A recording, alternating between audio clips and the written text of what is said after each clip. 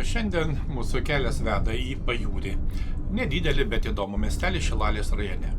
Ir nors išgirdus jo pavadinimą, pirmiausia galima pagalvoti apie Baltijos jūrą, šis Pajūris su ja neturi nieko bendra. Miestelio vardas kilęs nuo pradžio tekančios jūros upės. Tad šiandien pasivaikščiosime po Pajūrį, pasižvalgysime po miestelį, aplankysime įdomesnes jo vietas, na ir žinoma pereisime per jūros upę, tai yra kabančių pėsčiųjų tiltų.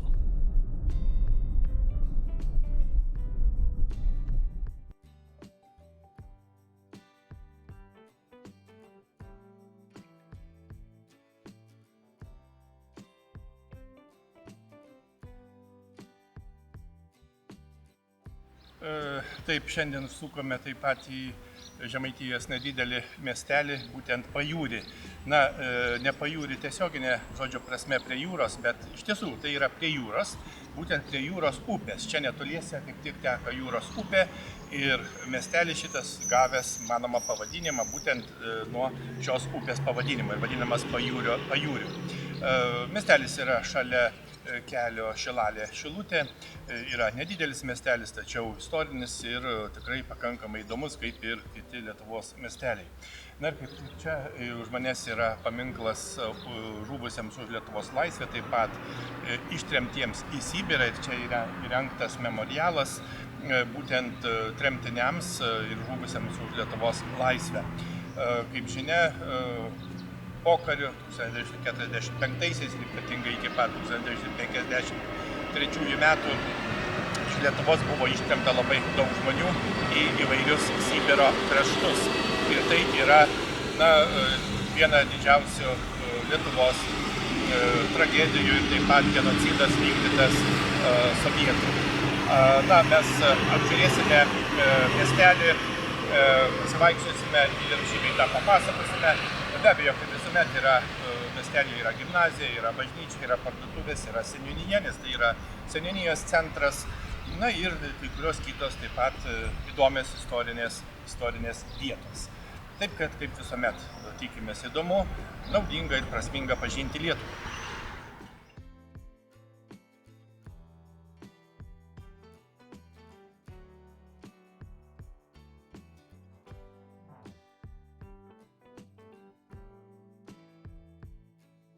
Pajūris istorinis Žemaitijos miestelis, Šilalės rajono savivaldybės pietvakariuose prie jūros upės, maždaug 12 km į pietvakarius nuo Šilalės. Tai Pajūrio seniūnijos, seniūnaitijos ir parapijos centras, įsikūręs prie kelio Šilalė-Šilutė, kaip jau ir minėjome. Pajūryje gyvena kiek daugiau nei 600 žmonių. Svarbu Pajūrio nesupainioti su Lietuvos Pajūriu prie Baltijos jūros. Šio miestelio pavadinimas, kaip jau ir sakėme, kilo nuo jūros upės, o ne nuo jūros pakrantės. Gyvenvietė išsidėsčiusi kairiajame jūros upės krante.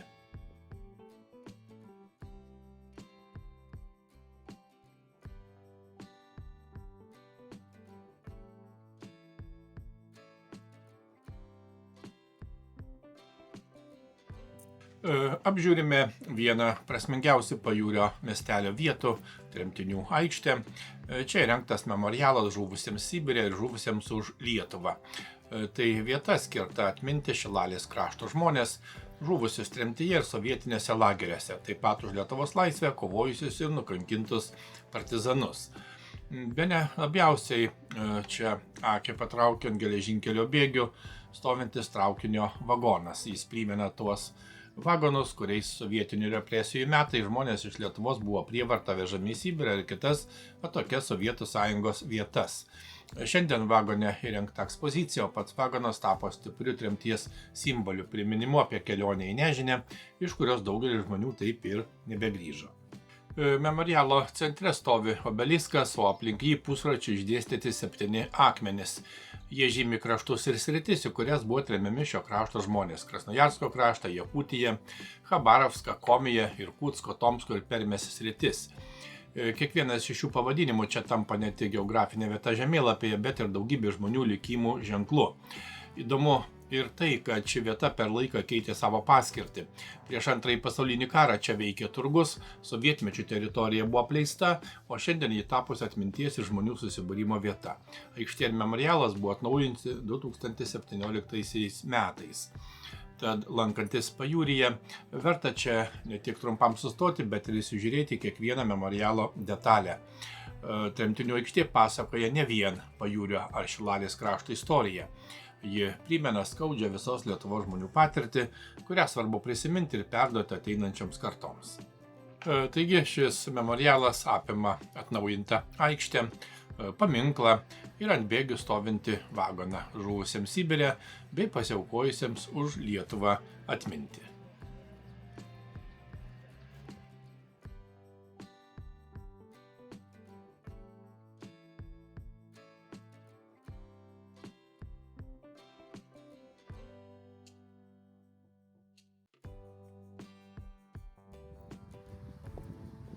Pajūrio pavadinimas istoriniuose šaltiniuose minimas jau 1498 metais.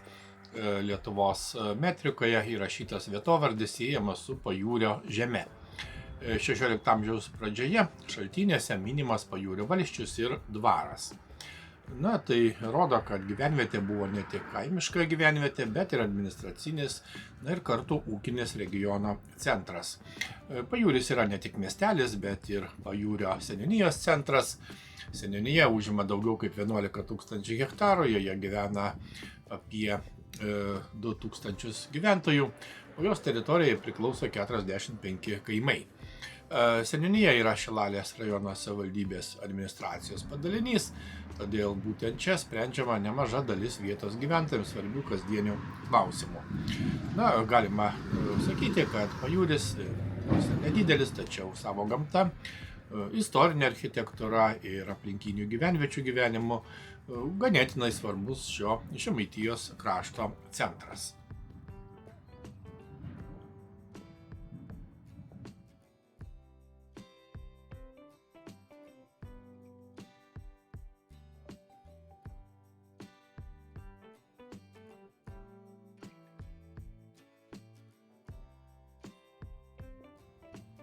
Švietimo istorija pajūryje siekia daugiau kaip 150 metų. Pirmoji parapinė mokykla čia įkurta dar 1853, o 1907 pradėjo veikti valdinė pradžios mokykla. Vėliau mokykla augo, po Antrojo pasaulinio karo atsirado vis daugiau klasių, o 1965 metais mokiniai persikėlė naują specialiai pastatytą mokyklos pastatą.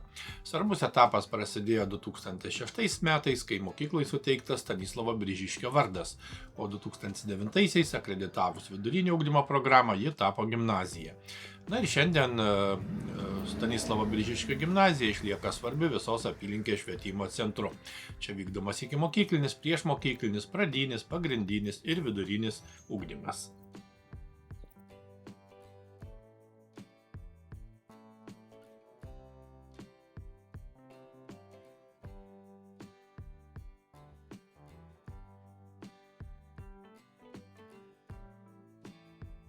Vienas ryškiausių pajūrio miestelio architektūrinių akcentų – Švenčiausios Trejybės bažnyčia, stovinti netoli Nemylo ir jūros upės santakos.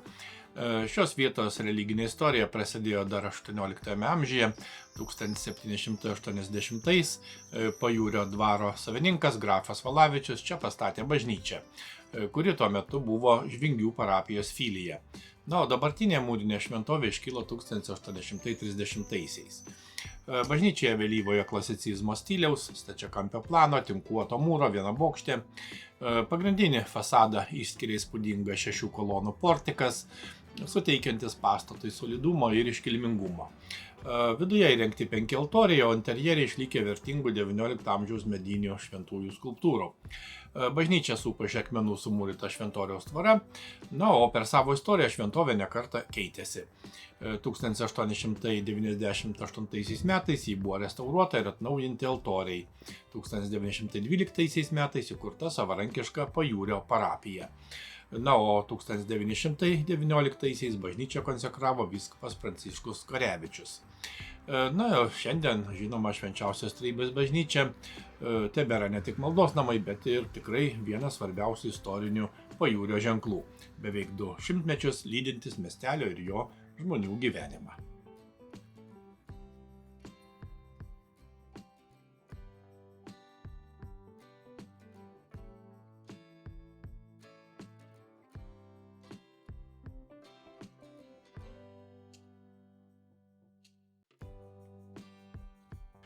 Visai šalia pajūrio bažnyčios prie parapijos namų įrengta Lurdo Švenčiausios mergelės Marijos grota. Dar viena jauki ir sakrali miestelio vieta. Ji sukurta pagal Lurdo groto tradiciją, primenančią Švenčiausios mergelės Marijos apsireiškimus Prancūzijos Lurde. Akmenimis suformuota grota ir joje esanti Marijos skulptūra kviečia trumpam sustoti, pabūti tyloje arba pasimelsti. Ši vieta puošia bažnyčios ir parapijos namų aplinką, na, o užsukti prie jo sustoja ne tiek vietos žmonės, bet ir žinoma, iš esmės pajūrę aplankantis keliautojai.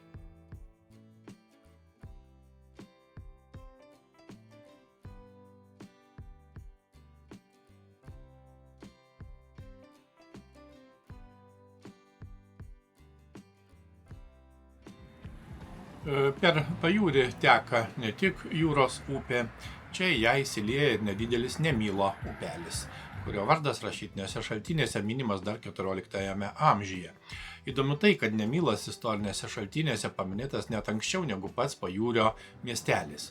Beje, neretai upė vadinama ir tiesiog Nemyla.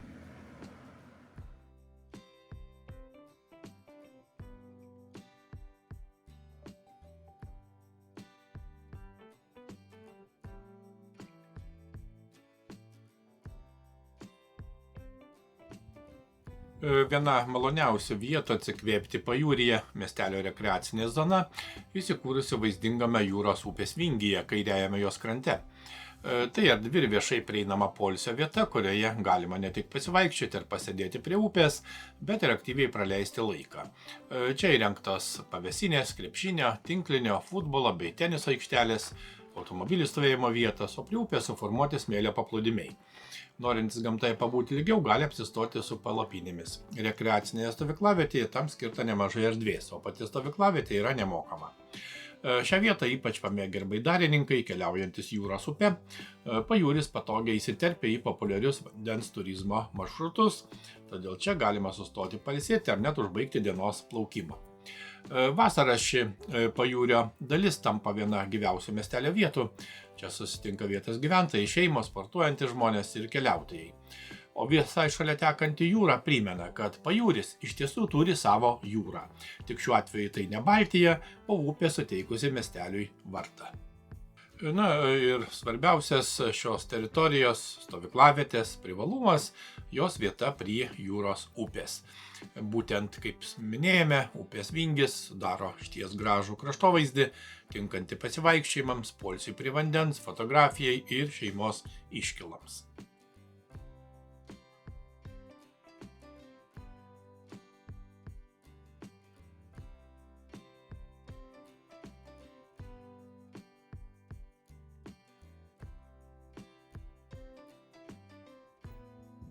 Na, o dabar viena smagiausių mūsų pasivaikščiojimo po pajūrį dalių.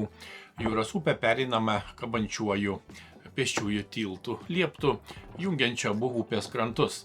Vos užlipus ant jo tiltas pradeda lengvai siūbuoti, todėl net ir trumpas perėjimas tampa nedideliu nuotykiu. Pajūrio kabantis tiltas yra prie Jaunystės gatvės ir tapęs vienu iš įdomesnių miestelio lankytinių objektų. Nuo tilto atsiveria gražus vaizdas į jūros upę, jos žaliuojančius krantus ir pajūrio apylinkės.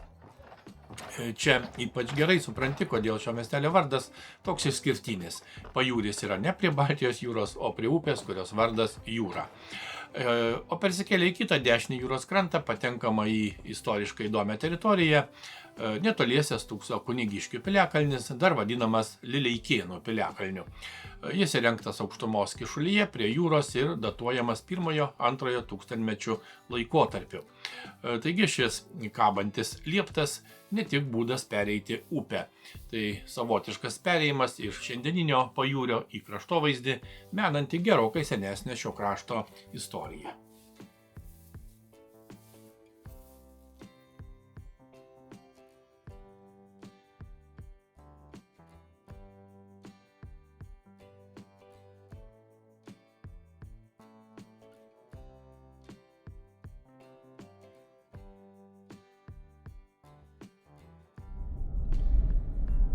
Pajūrio istorija gerokai senesnė nei gali pasirodyti žvelgiant į šiandieninį miestelį. Pajūrio žemė rašytiniuose šaltiniuose minima jau 15 amžiuje, o 1498 m. dokumente užrašyta žemė Pajūryje. Lietuvos didžiosios kunigaikštystės laikais čia buvo svarbus dvaras ir administracinis centras. Didelę reikšmę gyvenvietės augimui turėjo jūros upė, dvaras ir prekybos keliai. Prie dvaro veikė malūnas bei spirito varikla, o jūros upė buvo plukdomi sieliai. 1852 metais Pajūryje leista rengti savaitinius turgus ir prekymečius. XIX amžiuje Pajūris pamažu iš bažnytkaimio virto tikru miesteliu, veikė mokykla, valsčiaus valdyba. Per 1863–64 metų sukilimą netoli Pajūrio sukilėliai kovėsi su Rusijos imperijos kariuomenė. 20 amžiaus pradžią Pajūris jau pasitiko kaip svarbus šios Žemaitijos dalies administracinis, švietimo, ir žinoma kultūros centras.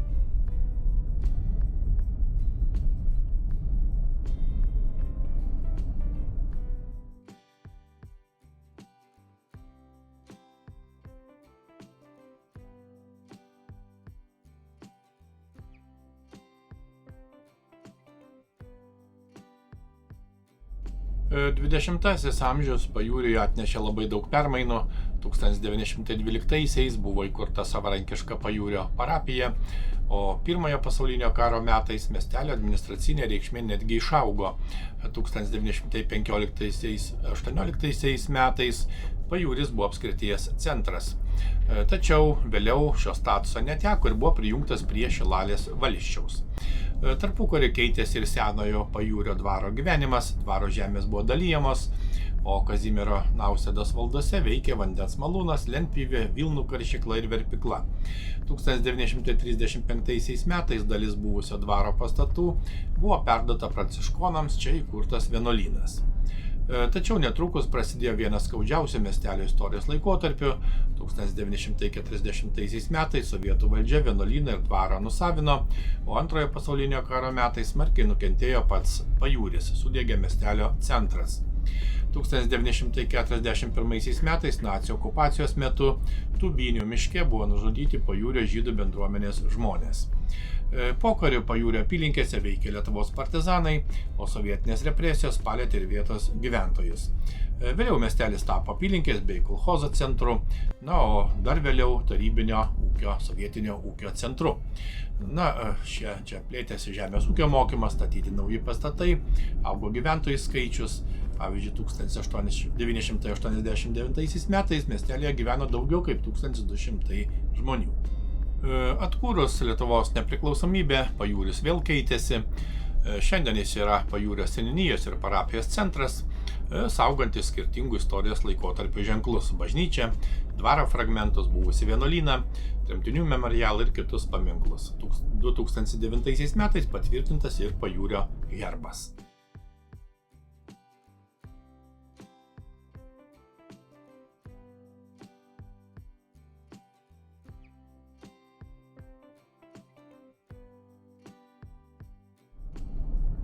Taigi, Pajūris vieta, kuri jau savo pavadinimu mėgsta šiek tiek paerzinti. Jūros čia lyg ir nėra, bet yra upė vardu Jūra. O prie jos miestelis su istorijomis, tiltais, upių vingiais, ir žinoma netikėtais atradimais. Iki kitų įdomių ir turiningų kelionių po Lietuvą ir ne tik.